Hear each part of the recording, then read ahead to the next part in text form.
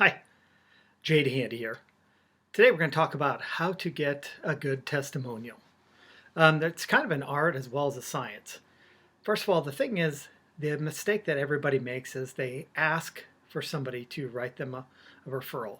The problem is that asking somebody to write a referral is asking somebody to write a dissertation or to write an article that's going to get published or some type of creative writing project. And for most people, that just feels like, I don't know.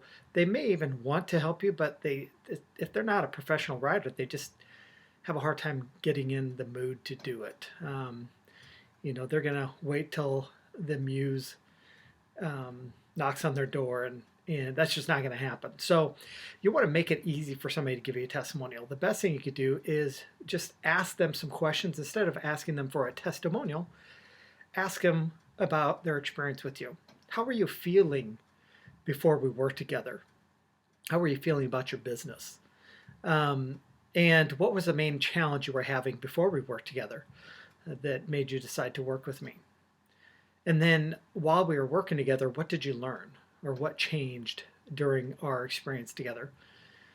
The next thing I want to ask is kind of transition a little bit to what happened afterwards. So after we worked together, what did you specifically do differently? What changed specifically? And then ask something like, how did that impact your business? And what has been the result? What is the measurable result of us working together?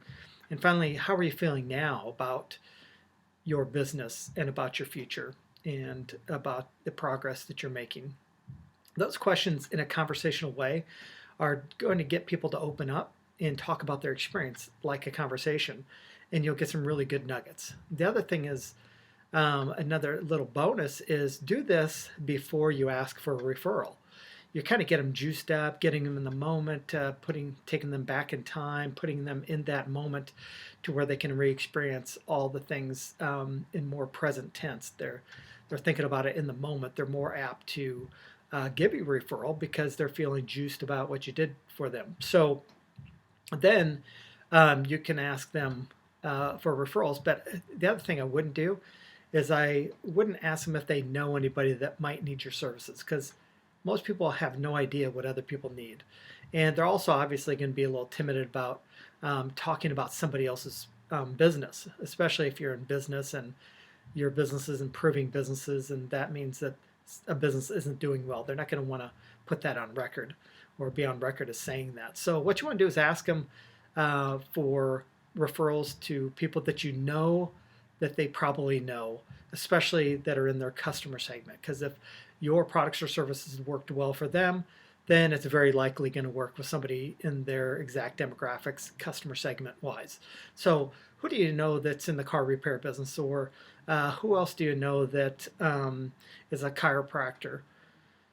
Whatever your business is, or who do you know that might be struggling financially, is a really edgy type of question to ask.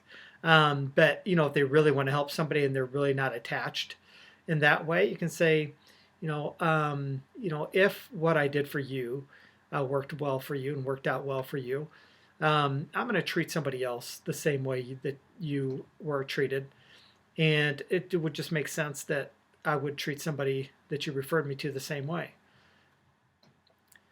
And to have those kind of conversations. The other thing is I do on the front end, I say, one of the reasons why I'm doing this free session for you is because I want you to have the experience that your referrals will have when you refer people to me. So you're kind of planting the seeds up front. Anyways, that's a great way to get a good testimonial. The other thing, one of my favorite ways, is to actually write the testimonial for them based off of what you think you did for them, and just make it really easy. This sounds a little fake, a little phony, but really it's not. People just aren't writers, and sitting down and writing something that they're not used to writing is just going to make them uncomfortable. Not in a weird kind of way, just in a, that's not what I do. Now I got to get in that mindset. I got to get in that mode, and they're too busy paying attention to their own business. So make it easy on them. Write a quick synopsis of a problem, solution, result type of synopsis of what you think and then give it to them and say, only if this is true, then please sign it so I can use it as a testimonial. But only if it's true, and feel free to change it in any way possible.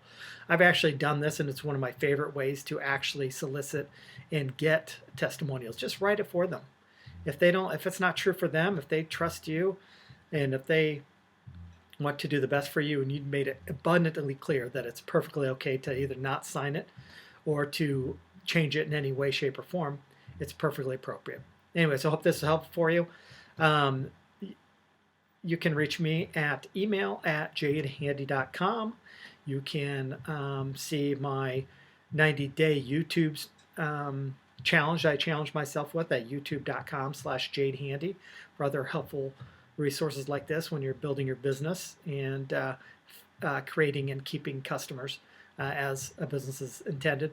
And then, of course, you can also connect with me on linkedin.com/in/jadehandy, all one word, lowercase, no space. Thanks so much. We'll look forward to seeing you again. Comment below.